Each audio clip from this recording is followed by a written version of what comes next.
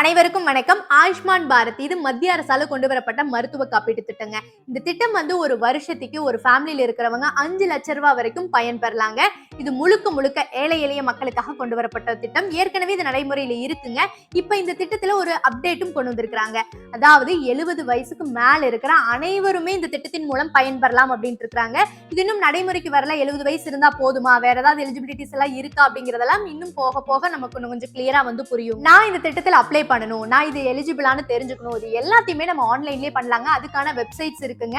இல்ல எனக்கு தெரியல அப்படின்னா தெரிஞ்சவங்ககிட்ட கொடுத்து பண்ணிக்கோங்க. அதுக்கான சென்டரும் இருக்கு, அங்கேயும் போய் நீங்க ட்ரை பண்ணி பாருங்க.